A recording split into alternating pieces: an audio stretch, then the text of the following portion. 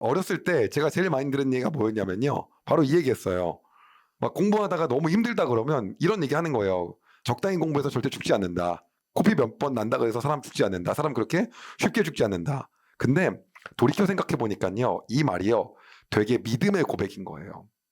우리는 하나님 앞에 설 때 어떤 게 있냐면 하나님의 방법대로 살면 이러다가 뭔가 잘못되는 거 아니야? 라고 생각할 때가 있어요. 그런데 핵심은 뭐냐면 그렇게 쉽게 잘못되지 않는다는 거예요. 사람이 그걸 결정한다고 해서 그렇게 쉽게 잘못되고 안 좋아지지 않는다는 거예요. 저는 딱 한 가지 마음이 있었어요. 어떤 거냐면 내가 여기서 딱 해야 될 일이 있다. 그 일은 뭐냐면 무조건 여기서 기도로 해결을 보는 거다. 그게 제가 몇 살 때였냐면요. 5살 때였어요. 그 5살 때 왜 그 생각을 했냐면요. 다리가 너무 아픈 거예요.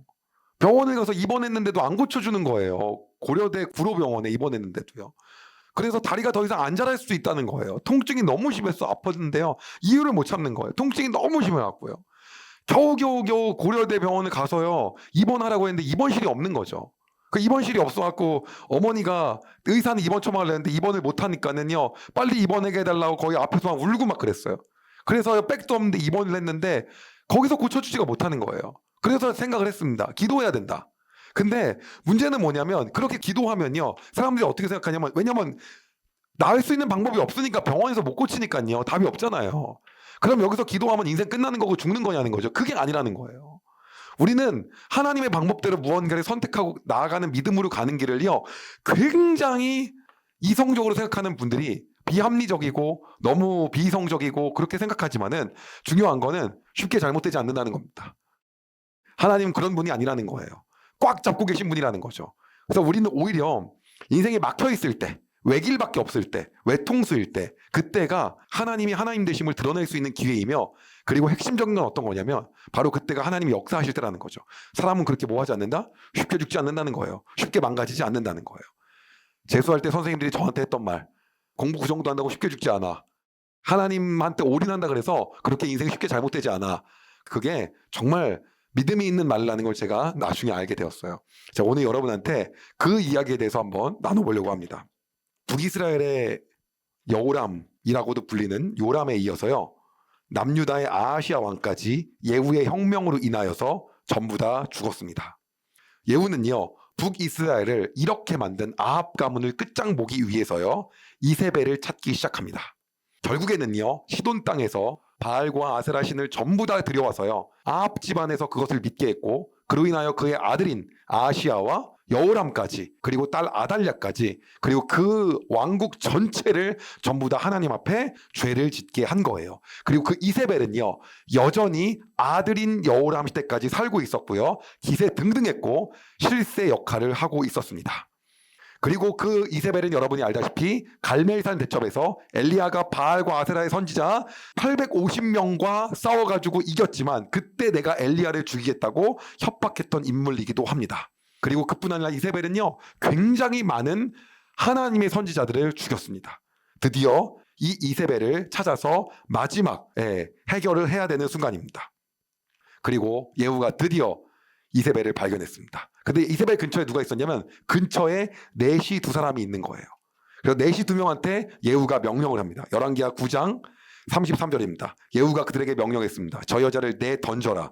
그들이 이세벨을 내 던지자 말들이 그 시체를 밟았습니다. 이세벨의 피가 담과 말에 튀었습니다. 성벽에 담하고 말에 튀었어요. 그리고요 예후는 생각을 합니다. 그래도 한 왕국의 왕비였는데 묻어는 주자라고 해서 시체를 찾으라고 합니다. 근데요 시체를 찾을 수가 없는 거예요. 열왕기하 9장 35절에서 37절이에요. 사람들이 이세벨을 묻어주러 갔지만 이세벨의 시체를 찾을 수 없었습니다. 찾아낸 것이라고는 두골과 발과 손바닥 뿐이었습니다. 그들이 돌아와서 예후에게 보고하니 예후가 말했습니다. 여호와께서 그의 종 디셉 사람 엘리야를 통해 이 일에 대해 말씀하신 일이 있다. 개들이 이세벨의 시체를 이스라엘 땅에서 먹을 것이며 이세벨의 시체는 이스라엘 땅에 있는 밭의 거름처럼 될 것이다. 그러므로 아무도 그 시체를 보고 이것이 이세벨이라고 말할 수 없을 것이다. 그 예언대로 된 거예요. 예후는요 생각을 했습니다. 여기서 혁명을 끝내면 안 된다. 보고를 딱 받으니까요. 이 북이스라엘에 아합의 자녀들이 무려 70명이 있는 거예요. 그리고 각 지역마다 아합의 아들들이요. 이 사마리아에서 살고 있는데 북이스라엘 관리들과 장로들이 이 지역에서 아합의 아들 70명을요. 다 보호해주고 있는 거예요. 그래서 예후가요. 관리하고 보호하고 있는 사람들에게 전부 다 편지를 보냅니다. 그 편지의 내용은 이렇습니다. 열왕기하 10장 2절에서 3절입니다. 왕의 아들들이 당신과 함께 있소. 당신들에게는 전차와 말들이 있고 성벽이 있는 굳건한 성과 무기가 있소. 그러므로 이 편지를 받거든 즉시 왕의 아들들 가운데 가장 뛰어나고 쓸만한 사람을 왕으로 세우고 당신들은 왕의 집안을 위해 나와 싸울 준비를 하시오. 너네 70명들 다 관리자들 아합이 죽고 나서 나중에 다 대권을 위해서 한 자리씩 차지하고 그 아합의 아들들 잘 돌봐주고 있는 사람 아니냐. 거기에 줄순 애들인 것 같은데 이제 아합도 다 죽고 아합의 아들들 요람도 죽고 이세벨도 죽었으니까 그 중에서 또 아들 중에서 또 왕 돼야 될 거 아니냐. 그러니까 나 지금까지 줄 섰는데 이제 내가 모시고 있는 아합의 아들을 다음 왕으로 세워야겠다라고 생각하는 사람들 컴온 와서 싸워. 그러면 내가 니네 죽여줄게 라고 편지를 보낸 거예요. 어디 개길 사람이 있어 이거예요. 그랬더니 관리들이 다 쫄아요. 무슨 얘기냐. 당신은 요람 왕도 죽이고 남유다의 아하시아까지 죽였는데 두 왕을 죽인 사람을 우리가 어떻게 대적할 수 있냐. 우리는 못하겠다. 그러자 예후가 그들에게 두 번째 편지를 보냅니다. 열왕기하 10장 6절에서 7절이에요. 그러자 예후가 두 번째 편지를 써서 보냈습니다. 당신들이 내 편지를 들고 내 뜻을 따르겠다면 왕의 아들들의 목을 베시오. 그리고 내일 이맘때쯤 이스라엘로 나를 만나러 오시오. 왕의 집안에는 아들이 70명이 있었습니다. 그들은 왕자들을 보호해주던 그 성의 지도자들과 함께 있었습니다. 그들은 편지를 받고 왕자 70명을 붙잡아 모두 죽였습니다. 그리고 그들의 머리를 광주리에 담아 이스라엘에 있는 예후에게 보냈습니다. 이렇게 해서 전부 다 아합의 아들들까지 다 죽인 거예요. 근데 혁명이 여기서 안 끝납니다. 이렇게 죽이고 나서 예후는 백성들 앞에서 선포를 합니다. 열왕기하 10장 10절입니다. 여호와께서 하신 말씀은 절대로 어긋나지 않는다는 것을 여러분이 아셔야 하오. 여호와께서 아합 집안에 대해 하신 말씀이 다 이루어질 것이오. 여호와께서는 그의 종 엘리야를 통해서 말씀하셨고 말씀하신 것을 그대로 이루셨소. 기가 막히지 않습니까? 여러분 웬만한 사극이 다 이거 베낀 거예요. 왜냐하면 성경이 가장 먼저 나온 거잖아요. 네. 그래서 예후가 여기서 혁명을 진행하는데요. 문제는 뭐냐면 마지막 혁명을 해야 될 것이 하나 더 있었어요. 그게 뭐냐면요. 열왕기하 10장 11절입니다. 그리하여 예후는 아직 이스라엘에 살아남아있는 아합의 집안 사람들을 모두 죽였습니다. 그리고 아합을 섬기던 지도자와 아합의 가까운 친구와 제사장들도 다 죽였습니다. 아합에게 속한 사람들 중에는 한 사람도 살아남은 사람이 없었습니다. 이렇게 하나님의 말씀이 전부 다 성취가 되었어요. 이 모든 것을 마무리한 후에요. 예후는요. 사마리아로 이동을 합니다. 그 와중에 갑자기 자신이 죽였던 남유다의 왕 아하시아의 형제들을 만난 거예요. 너네 뭐하냐 그랬더니 아하시아 형제들이 우리 가족들과 어머니를 만나러 간대요. 그런데 아하시아의 어머니라면 누굴 얘기합니까? 아달랴지요. 그렇지 않습니까? 자신의 아버지인 여호람과 결혼한 아달랴잖아요. 그러니까 그걸 보는 순간 예후가 어떻게 생각할까요? 이것들도 다 똑같다. 그래서 그 아하시아의 형제들까지 다 죽여요. 무려 42명을 죽입니다. 그래서 진짜 완전히 아합과 관련돼 있는 이세벨, 아합, 아세라상, 바알과 관련된 사람을 정말 다 죽이는 거예요. 그런데 개혁이 여기서 끝난 게 아니에요. 남은 개혁이 하나가 더 있었어요. 그게 뭐냐면 북이스라엘 모든 곳에서 아합을 섬겼던 사람, 그리고 바알과 아세라에 심취되어 있는 바알과 아세라의 제사장뿐 아니라 섬겼던 모든 사람들을 다 죽여야 되는 거예요. 그래서 얘기합니다. 북이스라엘 백성들이여, 아합은 바알과 아세라를 조금만 섬겼다. 그러나 나는 많이 섬길 거다. 내 앞에 잘 보이고 싶은 사람들 다 모여라. 바알과 아세라를 많이 섬길수록 곧 나를 많이 섬기는 거다. 바알과 아세라의 사람들이여 모여라. 전국에서 다 모입니다. 그리고 바알과 아세라의 사람이라고 생각하는 사람 손 들어라. 다 손 들어요. 그리고 예복을 다 입혀줍니다. 나는 바알과 아세라의 사람이죠. 그리고 예후가 딱 얘기합니다. 지금부터 나는 바알과 아세라를 섬길 것이며 그들을 따를 것이다 라고 얘기해요. 그리고 나서 나옵니다. 나오고 나서 그 신전에다가 밖에다가 자기 호위병 80명을 배치해놔요. 그리고 딱 얘기합니다. 지금부터 문을 걸어 잠근다. 너네들은 그 안에 들어간다. 그리고 저기 안에 있는 모든 사람을 다 죽인다. 그래서 80명이 완전히 대청소를 합니다. 다 죽여 다. 그 어디서 많이 봤던 그 장면이 여기가 시작이에요. 그 맨날 드라마에서 보면은 문 걸고 다 죽이는 거 있잖아요.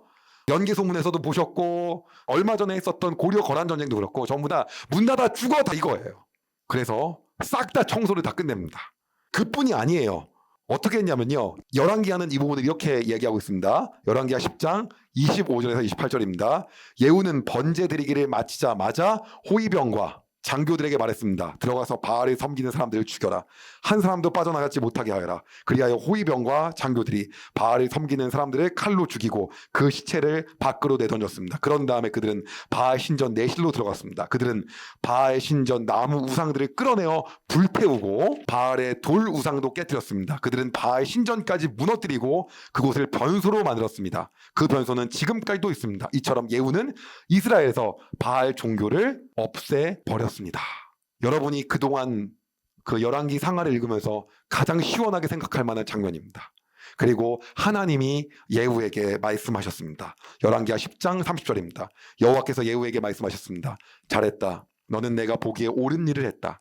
네가 아합 집안에게 행한 일이 내 마음에 든다. 그러므로 너의 4대 자손까지 이스라엘 왕자에 앉게 될 것이다.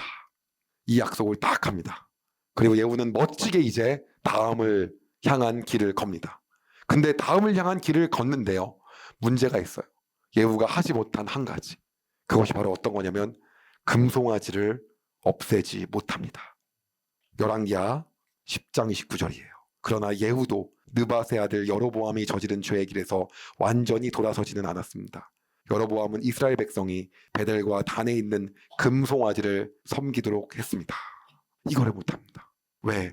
제가 누차 얘기한 것처럼 금송아지는 없앨 수가 없어요. 왠지 아세요? 금송아지는 하나님이에요. 금송아지를 없애면 제사를 남유다로 가서 드려야 됩니다. 남유다로 가서 제사를 드린다는 건 신권을 완전히 빼앗겨 버리는 거고요. 통치에 대한 모든 것들을 다 잃어버리는 거예요. 그렇기 때문에 이 북왕조, 북이스라엘에 대한 정통성이 깨지는 겁니다. 즉 이것은 북이스라엘의 존폐의 문제인 거예요. 바알과 아세라만큼은 할 수 있어요. 그러나 뭐는 못하는 겁니까? 금송아지는 못 없애는 거예요. 그분이 홍해를 걷는 야훼 하나님이라고 해야지 거기서 제사를 드릴 거 아니에요. 형상이 없게 만들면 안 됩니까? 형상이 없어서 사람들이 안 오는데 어떡해요? 뭐라도 물체가 있어야지 사람들이 그걸 보고 오는 게 그 시대의 지능인데 어떻게 하냐고요. 못 없애는 거예요. 그러다 보니까는 연달아 문제가 생깁니다. 어떤 문제요? 레위인들이 금송아지 앞에서 제사 집례하겠습니까? 레위인 아니고 제사장들 아무나 막 세워야 되죠. 그러면 남유다하고 절기 똑같게 하면은 따라가는 거니까 절기 다르게 해야 되죠. 연달아서 율법을 안 지킬 수밖에 없는 그러한 상황들이 계속 오는 거예요. 이게 예후가 결국에 하게 된 그러한 죄들이에요. 뭐는요? 본인의 인생의 존폐의 순간에서 결정을 하지 못한 거예요. 이게 바로 여로보암이 지은 죄에 대한 부분입니다. 여러분, 사람은요 쉽게 죽지 않습니다. 그리고요 쉽게 잘못되지 않아요. 누굴 따랐을 때요? 하나님을요. 인생에서 하나님한테 우리의 인생을 한번 베팅해보고 싶지 않습니까? 금송아지를 제대로 한번 치워보고 싶지 않으십니까? 이렇게 되면 북이스라엘이 망할 줄 알았던 거예요. 근데 우리는 결과를 알고 있잖아요. 금송아지를 치웠으면 하나님이 얼마나 잘되게 하셨을까요?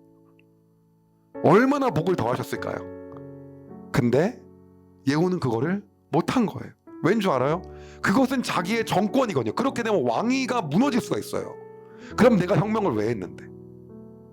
바로 이 부분이라고 하는 거예요. 우리의 자신이 사라질 것 같은 길을 선택하더라도 하나님은 우리를 절대로 사라지게 하시는 분이 아닙니다.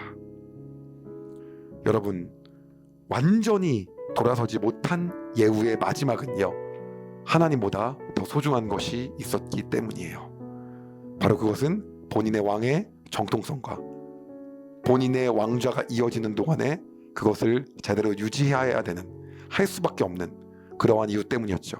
오늘날에도 많은 사람들이 얘기합니다. 나는 술을 안 마시고는 안 돼. 왜요? 술을 안 마셔서 직장에서 잘리면 내 생계가 위협이 될까봐. 나는 이러한 관계는 옳지 않은 거라도 할 수밖에 없어. 직업의 특성상 그럴 수밖에 없어. 오늘 예후가 말하는 거예요.